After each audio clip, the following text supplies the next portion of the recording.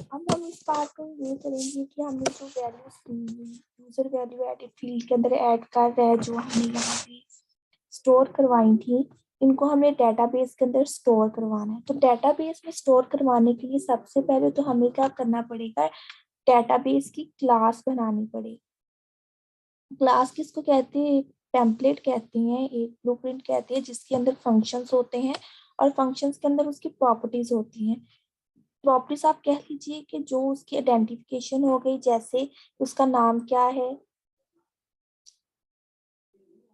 तो इस तरह नेम को हम कह सकते हैं कि ये उसकी प्रॉपर्टी है। और फंक्शंस क्या होते हैं? जो वो फंक्शन जो वो एक्शंस परफॉर्म करता है उसको हम फंक्शंस कहते हैं।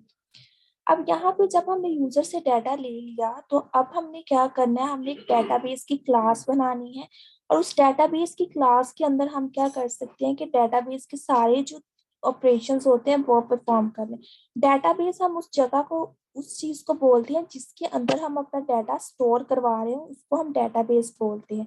इस डेटाबेस के अंदर हमारे पास डेटाबेस होता है और उसके अंदर टेबल्स होते हैं। ये जनरल कंसेप्ट टेबल वाला ही यूज करता है कि हमारे पास टेबल होते हैं और टेबल के अंदर कॉलम्स होते हैं।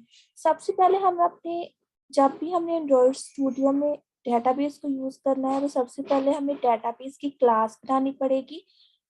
क्लास बनाने के बाद हमने उसके अंदर टेबल बनाना है। जितने भी आप टेबल्स बनाना चाहें उस डेटाबेस के अंदर बना सकते हैं। और उस डेटाबेस के टेबल के अंदर आप कॉलम्स बताते हैं। उन कॉलम्स का मतलब कि जो आप डाटा स्टोर करवाना चाहते हैं उनका आप कॉलम बना देते हैं।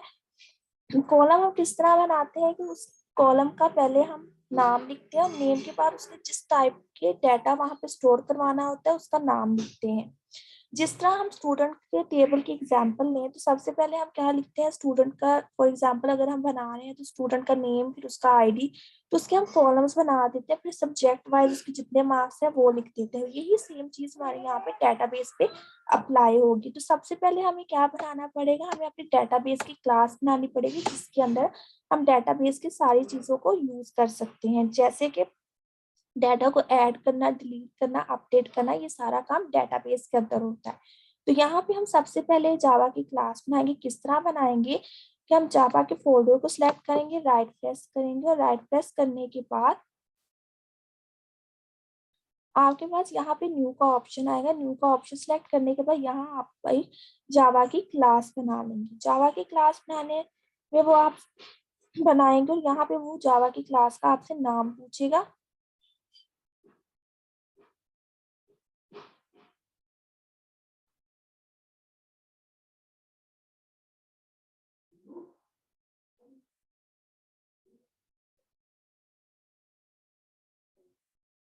आपके पास ये नहीं आएगा पर मेरे पास आ रहा है, तो आपको सिंपली क्या करना है, इसका मेन फंक्शन जावा वाला फोल्डर है, इसको मैंने सेलेक्ट किया। अब यहाँ पे वो आपको क्या करेगा, आप यहाँ से नाम पूछेगा कि आप इस क्लास का क्या नेम रखना चाह रहे हैं। मैं इसका नाम रख रही हूँ डीबी हेल्पर। डीबी हेल्पर मतलब कि डेटाबेस हेल्पर या डीबी नाम रख ली, जो आप रखना चाहें वो आप रख सकते हैं, पर वो नाम रखिए कि जो आपको पता, आपको इजीली पता चल जाए कि ये डेटाबेस की क्लास है। हमने इसकी क्लास को बना लिया।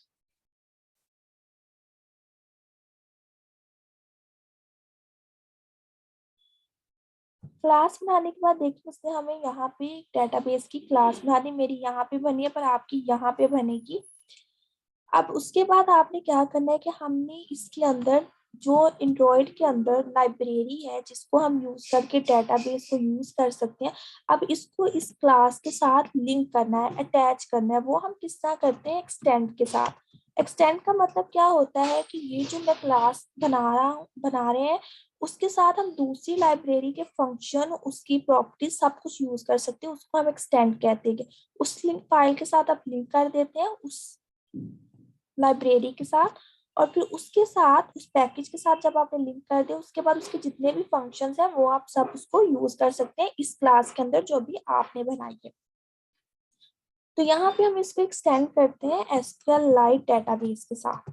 एसक्यूएल लाइट डेटाबेस क्या है, ये आपके मोबाइल के अंदर डेटाबेस बनाता है, आपके मोबाइल मेमोरी के अंदर डेटाबेस बनाता है जिसको आप यूज करो। ये database open helper class package है जिसकी जिसको यूज करके हम एंड्रॉइड में अपनी क्लास में डेटाबेस को यूज कर सकते हैं। तो इसलिए हमने जो अपनी क्लास बनाई थी डेटाबेस की, उसको हमने एक्सटेंड कर लिया SQLite ओपन हेल्पर के क्लास के साथ, क्योंकि यही जो क्लास है ये हमें फैसिलिटी देती है कि हम अपना डेटाबेस बनाए, उसके अंदर टेबल बनाए, फिर जो भी हम डेटाबेस के अंदर ऑपरेशन परफॉर्म करना चाहें वो कर सके।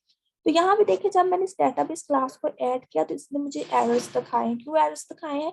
तो यहाँ पे देखिए इसके कुछ मेथड्स होते हैं जो हमें यहाँ पे इस क्लास के अंदर ऐड करने पड़ते हैं। तो इनको हम खुद नहीं ऐड करते, हम सिंपली यहाँ पे आएंगे। यहाँ पे देखिए आप एक वर्क शो हो रहा होता है सेशन वाला, इसको आप सिलेक्ट करें तो यहाँ पे सबसे पहले की ना इम्प्लीमेंट मेथड्स, मेथड मतलब कि इस क्लास के इस पैकेज के जो आप फंक्शन यूज कर रहे हैं SQLite ओपन हेल्पर के, उनके पैकेज उनके फंक्शंस को ऐड कीजिए। तो हम क्या करेंगे, इसके दो फंक्शन है, हमने सिलेक्ट किया इम्पोर्ट का इम्प्लीमेंट मेथड्स, और ये दो मेथड्स हमारे पास है, हम इसको ओके कर देंगे। तो यहाँ पे हमारे मेथड्स जो है ऑटोमेटिकली जो इस क्लास के हैं SQLite ओपन हेल्पर, ये हमारे यहाँ पे क्रिएट होगी। इसके साथ वो हमें एक और भी एरर दे रहा है कि इसका कंस्ट्रक्टर भी क्रिएट कीजिए। यहाँ पे हम दोबारा आते हैं तो यहाँ पे हम इसका कंस्ट्रक्टर भी, पहले वाला जो कंस्ट्रक्टर है उसको हम यहाँ पे क्रिएट कर लेंगे। अब यहाँ पे हमने अभी क्या बना लिया, अपने डेटाबेस की क्लास बना ली, पर अभी हमने कोई डेटाबेस बनाया, अभी कोई टेबल नहीं बनाया। अब दूसरा काम हमारा क्या होगा कि हम डेटाबेस बनाएंगे। डेटाबेस हम यहाँ पे जो हमारा कंस्ट्रक्टर होता है क्लास का, ये वाला, इसके अंदर हम अपना डेटाबेस बनाते हैं। इसके अंदर हमें सिर्फ कॉन्टेक्स्ट वाली चीज चाहिए, कंस्ट्रक्टर के पैरामीटर्स के अंदर हमें जस्ट कॉन्टेक्स्ट वाली चीज चाहिए, बाकी नहीं चाहिए। तो हम क्या करें, मुझे सिंपल यहाँ पे जब हम कंस्ट्रक्टर यूज करते हो तो हम सिर्फ कॉन्टेक्स्ट वाली चीज चाहिए, बाकी नहीं चाहिए। तो बाकियों को हम क्या कर देते हैं, यहाँ से रिमूव कर देंगे। तो बाकी जितनी भी चीजें थे हमने उनको यहाँ से रिमूव कर दी। उसके बाद यहाँ पे हमें सबसे पहले क्या करना पड़ेगा, कॉन्टेक्ट यहाँ पे सुपर के अंदर जो कि वैसे का वैसे ही रहेगा, यहाँ पे हमने अपने डेटाबेस का नेम लिखना है। डेटाबेस का नेम आप जो मर्जी लिख सकते हैं, जो भी आप रखना चाहें आप वो लिख सकते हैं। यहाँ पे मैं टेस्ट लिख देती हूँ, टेस्ट के साथ .db भी आपने यूज करना है। डीबी का मतलब कि यहाँ पे डीबी एक्सटेंशन शो करती है कि ये डेटाबेस की फाइल है। तो इसलिए आपने जो भी अपने डेटाबेस का नाम रखना है वो साथ आपने .db यूज कर लेना है, जो कि उसकी एक्सटेंशन होती है, शो करता है कि ये डेटाबेस की फाइल। उसके बाद फैक्ट्री में आपने कुछ नहीं लिखना है, इसको हम नल कर देते हैं क्योंकि इस पैरामीटर की हम कोई वैल्यू नहीं डिफाइन कर। उसके बाद आपने वर्जन बताना है कि ये जो आपका वर्जन है ये कितना है, हमारा फर्स्ट वर्जन है ये भी लिख सकते हैं। जरूरी नहीं है कि वर्जन हमेशा 1 भी हो, 2 3 4 भी हो सकता है। पहली दफा जब आप डेटाबेस बना रहे हैं तो 1, फिर आप अगर कोई टेबल बना रहे हैं उसको बाद में चेंज करें, फिर आप वर्जन चेंज भी कर लेते हैं 2 3 4 जितने आप करना चाहें। पर अभी जो हम बनाएंगे वो 1 ही है। उसके बाद ये वाला जो हमारा कंस्ट्रक्टर था, ये हमने क्या किया, इसमें हमने अपना डेटाबेस बनाया। डेटाबेस बनाने के बाद हमें पता है कि डेटाबेस के अंदर टेबल्स होते हैं। टेबल्स हम किसके अंदर बनाते हैं, ऑन क्रिएट के अंदर। तो ऑन क्रिएट हमारे पास क्या है, फंक्शन है जिसके अंदर हम अपने टेबल्स बनाते हैं। और माई SQLite डेटाबेस क्या है कि SQLite ओपन हेल्पर हमारे पास क्या है, डेटाबेस का पैकेज। अब इस डेटाबेस के पैकेज के अंदर हमें जो भी इस पैकेज की फंक्शंस वगैरह को यूज करना है उसके लिए हमें क्या करना पड़ता है, SQLite डेटाबेस ऑब्जेक्ट को यूज करना पड़ता है, जो कि हमें फंक्शन लाइब्रेरी है, जो कि हमें पैकेज है, जो कि हमें फैसिलिटी देता है कि हम डेटाबेस को यहाँ पे यूज कर सके। तो वो सब कुछ हम किस तरह करते हैं, SQLite के ऑब्जेक्ट के थ्रू, जो कि SQLite ओपन हेल्पर की क्लास से आता है। तो यहाँ पे हमारा जो दूसरा स्टेप है, यहाँ पे हम करेंगे क्रिएट टेबल। क्रिएट टेबल हम किस तरह करते हैं कि सबसे पहले मैं यहाँ पे एक स्ट्रिंग बना लेती हूँ। स्ट्रिंग पे मैं बना देती हूँ यूजर्स टेबल। फॉर एग्जाम्पल कि मैं जो भी टेबल बना रही हूँ उसको इस वेरिएबल के अंदर स्टोर करवा रही हूँ। तो टेबल बनाने का हमारे पास तरीका क्या है कि सबसे पहले हमने लिखना है कीवर्ड। कीवर्ड उसको कहते हैं जो प्रोग्रामिंग लैंग्वेज में पहले ही जिनका मीनिंग डिफाइन कर दिया गया होता है। हमने लिखना है क्रिएट का कीवर्ड, फिर आपका टेबल नेम, जो भी आपके टेबल नेम होगा वो। उसके बाद आपने लगानी है पैरेंथेसिस। पैरेंथेसिस लगाने के बाद आपके कॉलम का नेम, कॉलम नेम के बाद आपने कॉलम वैल्यू टाइप। अब ये सीक्वेंस हमारे पास क्या है, हमने लिखना है क्रिएट टेबल नेम। क्रिएट मतलब टेबल बना दो, उसके अंदर ये कॉलम बनाओ। कौन से कॉलम बनाओ? कॉलम का नेम, और उस कॉलम के अंदर आप किस टाइप की वैल्यू स्टोर कराएंगे वो भी आपने यहाँ पे डिफाइन करनी होती है उसके साथ। मतलब कि अगर हम नेम का करवा रहे हैं, कॉलम बना रहे हैं, तो डेफिनेटली उसके अंदर हम स्ट्रिंग करवाएंगे। अगर हम आईडी ले रहे हैं या एज करवा रहे हैं तो उसके अंदर हम क्या करते हैं कि इंट यूज करेंगे। डाटा टाइप्स आपने पढ़े होंगे जो बेसिक जावा में है, वो ही यहाँ पे कंसेप्ट यूज होता है। तो यहाँ पे मैं टेबल बना रही हूँ यूजर्स का, क्रिएट टेबल, और फिर टेबल का नेम यूजर, क्योंकि क्रिएट टेबल फिर टेबल नेम यूजर्स। अब इसके अंदर मैंने पैरेंथेसिस लगाई। सबसे पहले मैं यूजर का आईडी लेना चाह रही हूँ। आईडी हमारे पास इंटीजर होता है तो हमने यहाँ पे इंटीजर लिख दिया। कॉलम का नेम, जिस टाइप का डाटा वो स्टोर करे, हमने इंटीजर लिख दिया। उसके बाद हमने नेम, नेम की डाटा टाइप हमारे पास टेक्स्ट होती है। उसके बाद हमने लिखा पासवर्ड, पासवर्ड की भी टाइप हमारे पास टेक्स्ट होती है। इसी तरह अगर आप एज ले रहे हो तो आप उसको इंटीजर कर दीजिए, क्योंकि जो आपने डाटा लेना है उस टेबल के अंदर, जो डाटा आप स्टोर करवाना चाह रहे हैं उस टेबल के अंदर आपने उतने कॉलम्स बना देने। अभी हम दो डाटा ले रहे हैं, दो फील्ड्स है हमारे पास, तो मैंने इसलिए दो ही कॉल, तीन कॉलम्स बनाए। एक तो मैंने आईडी का इसलिए बनाया कि जब भी हम डेटाबेस के टेबल के अंदर कोई डाटा स्टोर करते हैं तो डेटाबेस ऑटोमेटिकली उसको एक आईडी प्रोवाइड कर देता है। अगर आप इस तरह लिखेंगे तो ये आईडी आपको खुद देना पड़ेगा। पर अगर आप ये चाहते हैं कि डेटाबेस से आईडी जनरेट हो तो फिर आप इसको प्राइमरी की भी बना सकते हैं। प्राइमरी की मतलब कि ये यूनिक की होती है जो हर रिकॉर्ड के साथ उसको लगा देगा, और ये ऑटो इंक्रीमेंट भी हो सकता है। ऑटो इंक्रीमेंट कि हर बार इसको नई आईडी देता जाएगा, जैसे 1 है फिर अगली आईडी जो देगा वो 2 3 बढ़ाता जाएगा उसकी वैल्यू सीक्वेंस के साथ। तो यहाँ पे हमने क्या किया, टेबल बनाया। टेबल की क्यूरी लिख के किस तरह, क्रिएट टेबल, टेबल नेम, फिर पैरेंथेसिस लगा के कॉलम का नेम, फिर कॉलम की टाइप, जितनी भी हम, जो भी उस कॉलम की हम टाइप रखना चाह रहे हैं वो। उसके बाद अगर हमने एक से ज्यादा कॉलम्स बनाने हो तो हम कोमा लगा के उतने कॉलम्स बना लेते हैं, उनकी टाइप और नेम डिफाइन कर देते हैं। और अगर हमें आईडी और अगर हमने आईडी डेटाबेस हेल्पर क्लास से जनरेट करवाना हो तो उसके लिए हम प्राइमरी की और ऑटो इंक्रीमेंट यूज कर देते हैं। प्राइमरी की किसकी, यूनिक की, और हर रिकॉर्ड के अपनी की ऑटोमेटिकली जनरेट होकर बढ़ के एक नंबर हमारे पास आ जाए। यहाँ पे तो अभी हमने क्या किया, टेबल बना लिया। टेबल बनाने के बाद हमने क्या करना है कि हमने इस टेबल को रन करना है। रन करने का मतलब इसको चलाना है कि डेटाबेस क्या करे, इस टेबल को बना दे। तो बनाने के लिए हम क्या करते हैं कि यहाँ पे जो एसक्यूएल लाइट डेटाबेस डीबी है, इसकी मदद से हम इस टेबल को बना सकते हैं डेटाबेस के अंदर। तो किस तरह हम बनाएंगे कि इसके ऑब्जेक्ट को यूज करेंगे डीबी डॉट, यहाँ पे इसका फंक्शन होता है एग्जीक्यूट एसक्यूएल।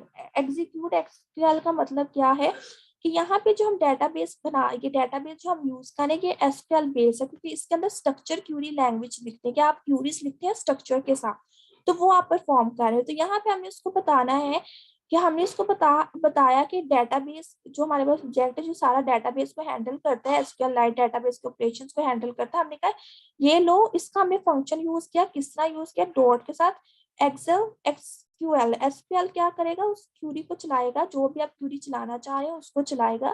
तो हमने एक्सेल एसक्यूएल लिखकर उसके अंदर हमने वो चीज पास कर दी जो हम चलाना चाह रहे हैं। हम क्या करना चाह रहे हैं कि ये क्यूरी है, ये टेबल बनाए, तो हमने यहाँ पे उस टेबल का वेरिएबल पास कर दिया जो टेबल हम बनाना चाह रहे हैं।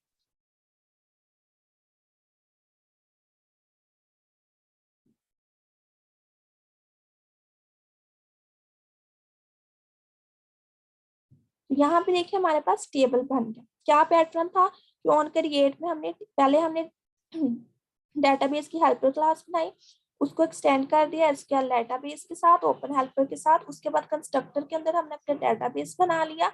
ऑन क्रिएट में हमने टेबल बना लिया, जो भी टेबल हम बनाना चाहते थे हमने वो बना लिया। अब यहाँ पे एक सवाल ये कि क्या हम एक टेबल बना सकते हैं? नहीं, हम जितने मर्जी टेबल बना सकते हैं जितने हमारे प्रोजेक्ट में हम यूज करना चाह रहे हैं। पैटर्न सबका यही रहेगा कि आप टेबल बनाएंगे किस तरह, क्रिएट टेबल कीवर्ड लिख के, टेबल का नेम, उसके बाद पैरेंथेसिस, फिर आपकी टेबल कॉलम का नेम, उसकी डाटा टाइप जो आप उसके अंदर स्टोर करवाना चाह रहे हैं, और जितने आपके कॉलम्स है जितने आप बनाना चाह रहे हैं उतने आप कॉमा लगा लगा के उनकी टाइप और नेम डिफाइन करते जाएंगे। और अगर आप आईडी चाह रही हैं कि सर्वर की साइड से जनरेट हो, तो उसके बगैर डेटाबेस से जनरेट हो, तो वो आप क्या कर सकते हैं, इसको प्राइमरी की के ऑटो इंक्रीमेंट कर सकते हैं। उसके बाद हमारे पास ऑन अपडेट का फंक्शन होता है। ऑन अपडेट का फंक्शन क्या करता है कि चेक करता है कि अगर आपका टेबल पहले ही डेटाबेस में बना हो तो उसको बस एक बार ही बनाए, बार बार टेबल नहीं बनाए। तो वो वाली चीज हम क्या क्या करते हैं, यहाँ पे लिखते हैं कि अगर एक बार टेबल बन गया तो दोबारा उसको बनाने की जरूरत नहीं है। तो उसके लिए हम लिखते हैं, फिर हम उसके लिए करते हैं कि डीबी हेल्प पर एग्जीक्यूट करते हैं क्वेरी। इसमें हम लिखते हैं drop table if exist, drop कि इस टेबल को दोबारा नहीं बनाओ अगर वो पहले ही बना हुआ है। कौन सा टेबल, जो हमने यहाँ पे टेबल का नेम लिखा हुआ है वो, ठीक है। हमने उस टेबल को बता देना है कि उस टेबल को ड्रॉप कर दो अगर वो पहले ही बना हुआ है। इसमें हम ये डिफाइन करते हैं। ऑन क्रिएट में हम टेबल को बनाते हैं और उसके बाद ऑन अपग्रेड में हम टेस्ट करते हैं कि अगर तो टेबल पहले से बना है तो दूसरी बार नहीं चलाओ, अगर नहीं बना तो फिर चला दो उसको। तो यहाँ पे हमने एक फंक्शन यूज करेंगे डीबी, वही ऑब्जेक्ट जो हमने ऊपर यूज किया, एग्जैक्ट एसक्यूएल यूज किया, और उसके बाद हमने कहा कि ड्रॉप टेबल कर दो अगर ये पहले ही बना हुआ है।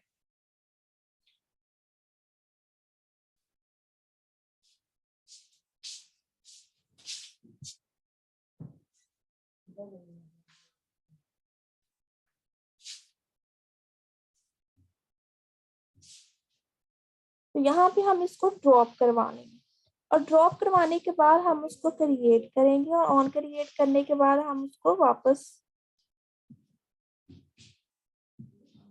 डीबी में भेज देंगे। मतलब कि अगर तो ये पहले बना हुआ है टेबल तो उसको ड्रॉप कर दो, अगर नहीं बना तो फिर इसको ऑन क्रिएट फंक्शन पे भेज दो।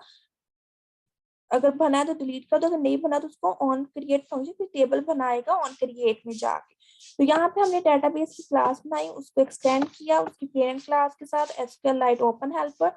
उसके बाद कंस्ट्रक्टर बनाया उस क्लास का, उस कंस्ट्रक्टर के अंदर हमने कॉन्टेक्स्ट बताया, उस डेटाबेस का नाम रखा, फैक्ट्री नल रखा, वर्जन 1 रखा। ऑन क्रिएट के अंदर हम क्या करते हैं कि एसक्यूएलite डेटाबेस जो है हमारे पास, एसक्यूएलite ओपन हेल्पर का लाइब्रेरी है जो यूज करती है एसक्यूएलite डेटाबेस, जो हमें फंक्शनैलिटी देती है कि हम डेटाबेस के सारे ऑपरेशन इसके अंदर परफॉर्म कर सके, वो हमने लिखा। उसका नाम लिख दिया ऑब्जेक्ट का डीबी। अब हमने टेबल बनाना था। ऑन क्रिएट के अंदर टेबल बनाने का स्ट्रक्चर हमारे पास क्या था कि क्रिएट टेबल, टेबल का नेम, उसके बाद पैरेंथेसिस, कॉलम्स के नेम, कॉलम डाटा टाइप जो हम उसके अंदर स्टोर करवाना चाहते हैं। उसके बाद जितने भी हमारे पास कॉलम्स होंगे वो सारे उतने ही हम यहाँ पे डिफाइन कर देंगे, कॉलम नेम और उनकी टाइप। और अगर आप आईडी जो है वो सर्वर से डेटाबेस से जनरेट करवाना चाह रहे हैं उसके लिए आप प्राइमरी की और ऑटो इंक्रीमेंट कर दीजिए। और उसके बाद हमने डीबी हेल्पर जो कि हमारे पास इसका ऑब्जेक्ट था और एसक्यूएल एक्सेल एसक्यूएल को यूज किया। फंक्शन ये क्या करता है कि हमारी जितनी भी क्यूरीज होती हैं, ये एसक्यूएल का मतलब है कि स्ट्रक्चर क्यूरी लैंग्वेज, यहाँ पे क्यूरी स्ट्रक्चर्स हम लिखते जाते हैं फिर उनको परफॉर्म करते हैं। तो यहाँ पे इसको चलाने के लिए क्यूरी को हमने क्या किया, इस वेरिएबल के अंदर हमें अपने टेबल स्टोर करवा दिया था। तो हमने इस क्यूरी को चला के हमने कहा कि ये वाला टेबल बना दो। फिर उन अपग्रेड में हमने उसको क्या बताया कि अगर तो टेबल पहले ही बना हुआ है डीबी, इसी डेटाबेस डीबी, अब इसी डेटाबेस डीबी से आप यूज करके अपने सारे डेटाबेस के ऑपरेशन को परफॉर्म करें। यहाँ पे भी हमने क्यूरी चलाई कि अगर तो टेबल बन गया है पहले से ही तो फिर क्या करो, इस टेबल को ड्रॉप कर दो। ड्रॉप टेबल इफ एग्जिस्ट, अगर पहले ही बना तो इस टेबल को ड्रॉप कर दो, और अगर नहीं बना तो फिर ऑन क्रिएट वाले फंक्शन पे वापस चले जाओ। अब एक चीज याद रखें कि आप